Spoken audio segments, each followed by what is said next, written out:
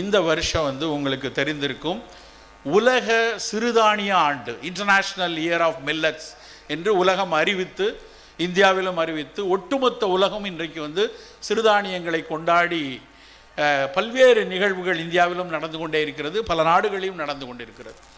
இவ்வளவு நாள் கண்ணுக்கு தெரியாமல் போனதை இப்போ தான் சிறுதானியத்தை பார்க்க ஆரம்பிச்சிருக்காங்க.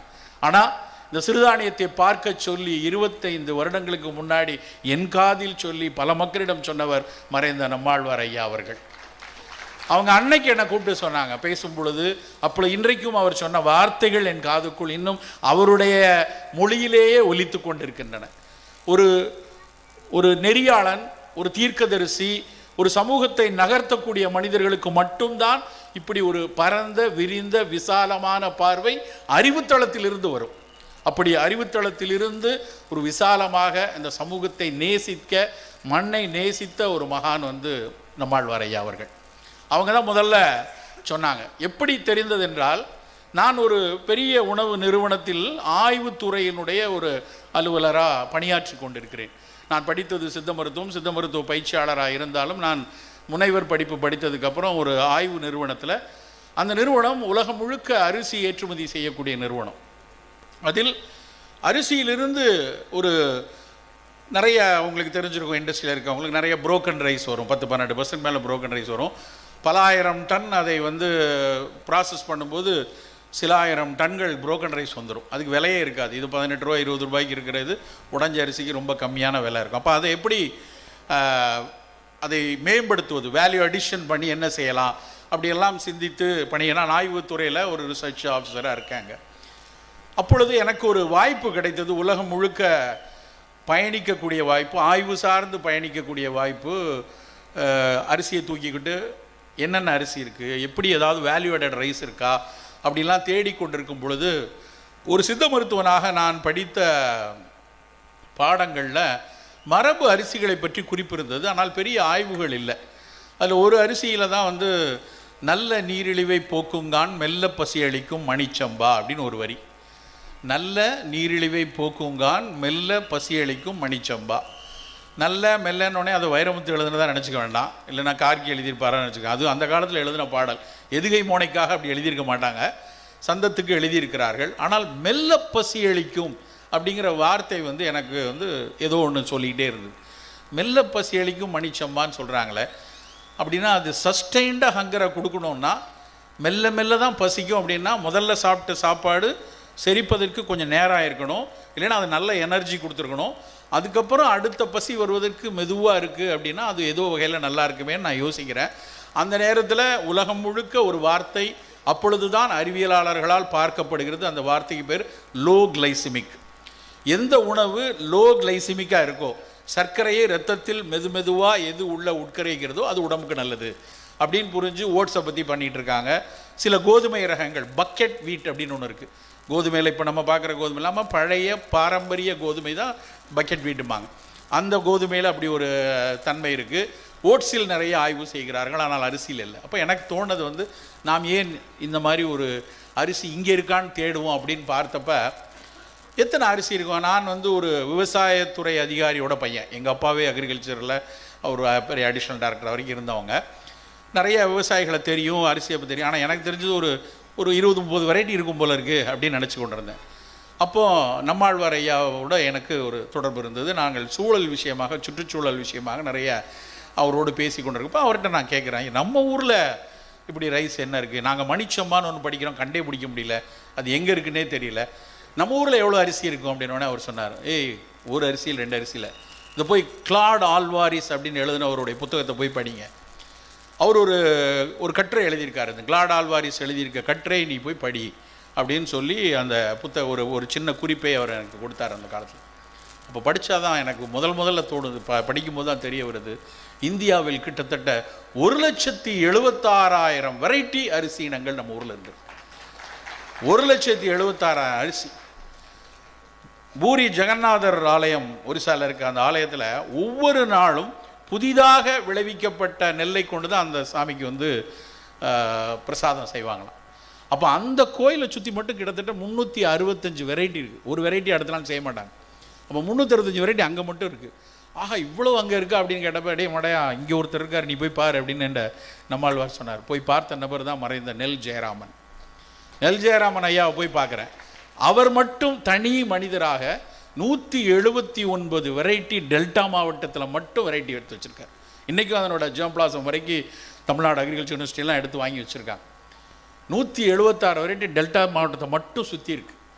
ஒரு அரிசிக்கும் ஒரு குணம். முதல் முறையாக அத்தனை அரிசியை பார்க்குறேன். அதுக்கப்புறம் CIKSன்னு ஒரு அமைப்பு, சென்டர் ஃபார் இண்டிஜினஸ் நாலேஜ் சிஸ்டம்னு, அதில் ஒரு பாலசுப்ரமணியம் அவர் ஒரு புத்தகம் போட்டிருக்கிறார்.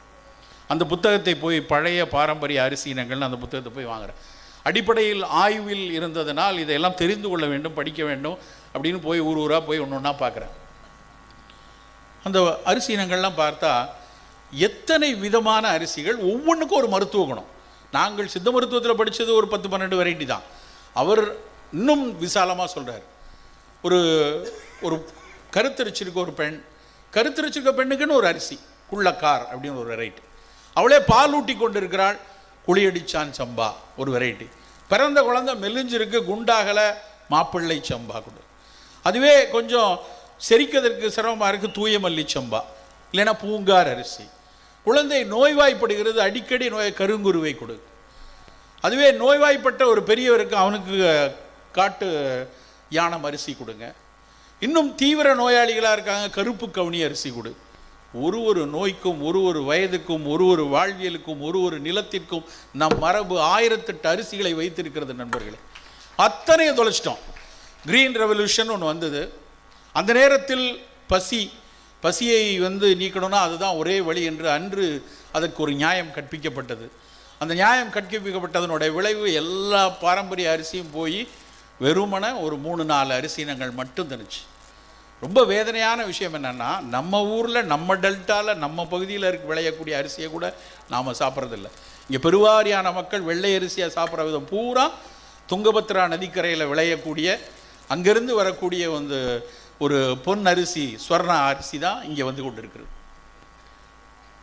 இல்லைன்னா ஆந்திராவிலிருந்து வரக்கூடிய பப்பட்லால் அரிசி, அந்த 2 பொன்னி அரிசி தான் இங்கே வருது. நம்ம ஊர் பொன்னியை கூட இங்கே யாரும் சாப்பிட்றதில்லை. ஆனால் மரபு அரிசியை முழுமையாக நம்ம தொலைச்சிட்டோம். ஏன் மரபு அரிசி வேணும் சார்? அதுவும் அரிசி தான், இதுவும் அரிசி தான், எல்லா அரிசியும் ஒன்று தானே, எல்லாமே கார்போஹைட்ரேட் தானே. ஆமாம், எல்லாம் கார்போஹைட்ரேட் தான். ஆனால் சின்ன வித்தியாசம் இருக்குது. ஒரு மாப்பிள்ளை சம்பா சிகப்பு கலரில் இருக்க அரிசிலையும் 70% கார்போஹைட்ரேட். அதே சோனா முசிறிங்கிற சொல்லக்கூடிய பொன்னி அரிசிலையும் 70% கார்போஹைட்ரேட். என்ன வித்தியாசம்னா, மாப்பிள்ளை சம்பால் அது மேலே ஒட்டியிருக்கு இல்லையா சிவப்பு நிறம், அந்த சிவப்பு நிறத்துக்கு அதனுடைய மருத்துவ பெயர் என்னென்னா லைகோபீன். லைகோபீன்கிறது ஆன்டி ஆக்சிடென்ட், புற்றுநோய் வரைக்கும் தடுக்கக்கூடிய தன்மை அந்த லைகோபீனில் இருக்குது. இந்த வெள்ளை சோனா முசிறியில் அது கிடையாது. அப்போ தினம் நம்ம கொஞ்சம் போல், அதுக்காக உடனே புற்றுநோய் இருக்கிறவங்கெல்லாம் சிவப்பரிசி சாப்பிட்டா சரியாயிரும் நான் சொல்ல வரல. பட் தினம் இது மாதிரி ஒரு சிவந்த மரபரிசியை எடுத்தோன்னா இந்த ஆன்டி ஆக்சிடென்ட் நமக்குள்ளே போய்கிட்டே இருக்கு. கருப்பு நிறத்தில் இருக்கக்கூடிய கருப்பு கவுனி, இந்த கருப்பு கவுனி அரிசி நகரத்தார் அப்படின்னு சொல்லக்கூடிய காரைக்குடி பகுதியில் இருக்கக்கூடிய மக்கள் அவர்களுடைய திருவிழாக்களில் சடங்குகளில் அதை ஒரு பொங்கலாக செஞ்சு வச்சு கொண்டே இருப்பாங்க. அவ்வளோதான். அந்த பகுதியில் மட்டும்தான் பிரபலமாக இருந்துச்சு ஒரு 15 வருஷம் முன்னாடி. நான் ஒரு முறை ஏன் இங்கே நகரத்தார்கிட்ட மட்டும் இது இவ்வளோ இருக்குது, இவங்க மட்டும் ஏன் இதை சிறப்பாக பயன்படுத்துகிறார்கள், எங்கிருந்து இது வந்திருக்கும் அப்படின்னு சொல்லி தேட ஆரம்பிக்கிறேன். அப்போ அந்த சமயத்தில் எனக்கு ஒரு 20 வருஷம் 17-18 வருஷம் முன்னாடி ஒரு ஆர்டிக்கலை படிக்கிற வாய்ப்பு கிடச்சிது. Indian council for agriculture research ஒரு பப்ளிகேஷன் போடுறான். வெஸ்ட் பெங்காலில் திபெத் பார்டரில் பர்மால எல்லாம் ஒரு பிளாக் ரைஸ் இருக்குது. அந்த பிளாக் ரைஸை திபெத்திய மன்னர்கள், பர்மிய மன்னர்கள் அதை ஃபோர்பிடன் ரைஸ் என்று அழைக்கிறார்கள். ஃபோர்பிடன் ரைஸ்னால் அதை யாராவது பயன்படுத்தினா தண்டனைக்குரிய குற்றம், யாரும் பயன்படுத்தக்கூடாதுன்னு வச்சு அந்த கருப்பு கவுனி அரிசியை வச்சுருக்காங்க. யாரும் பயன்படுத்தக்கூடாதுன்னு வேறு யார் பயன்படுத்துகிறான்னு பார்த்தா மன்னர்கள் மட்டும்தான் சாப்பிடணுமா அந்த அரிசியை. என்ன காரணம் பார்த்தா அவ்வளவு சிறப்பு அந்த அரிசி, நோயெல்லாம் வராமல் இருக்குது, அதனால் மன்னரை தவிர மற்றவர்கள்லாம் கொடுக்கக்கூடாது அப்படின்னு வச்சுருந்த அந்த பிளாக் ரைஸ் என்னன்னு படம் போட்டு அதை பற்றி ஆர்டிக்கல் எழுதியிருக்கான். இந்த அரிசியில் ஆந்தோசைனின் அப்படின்னு ஒரு கெமிக்கல் இருக்குது. அந்த ஆந்தோசைனின்கிறது ஒரு தாவர நுண்பொருள். அந்த ஆந்தோசைனினும் புற்றுநோய் வரைக்கும் வராமல் தடுக்கக்கூடிய ஒரு ஆன்டி ஆக்சிடென்ட் உள்ளதுன்னு. அந்த அரிசியை உற்று பார்த்தால் இங்கே நம் மக்கள் பயன்படுத்தி கொண்டிருக்கிற, காரைக்குடி பகுதியில் பயன்படுத்தி கொண்டிருக்கிற அதே கருப்பு கவுனி அரிசி தான். எப்படி வந்துச்சு அப்படின்னா, நம் மக்கள், காரைக்குடி மக்கள் நிறைய பேர் பர்மாவில் வேலை செஞ்சுட்டு இருந்தாங்க. நிறைய பேர் பர்மாவில் வந்து வணிகம் செய்து கொண்டிருந்தார்கள். அங்கிருந்து இங்கே வந்திருக்கலாம், இல்லை ஒருவேளை இந்த பகுதியிலே அது இருந்திருக்கலாம், அது இன்னும் ஆய்வு இருந்து தெரியல. பட் அங்கிருந்து வந்துடுவதற்கான சாத்தியங்கள் நிறைய இருக்குது. ஏன்னா சீனாவிலும் அது ஃபோர்பிடன் ரைஸ் என்று சீன பேரரசர்கள் எல்லாம் சாப்பிடக்கூடிய அரிசியாக வச்சுருக்காங்க.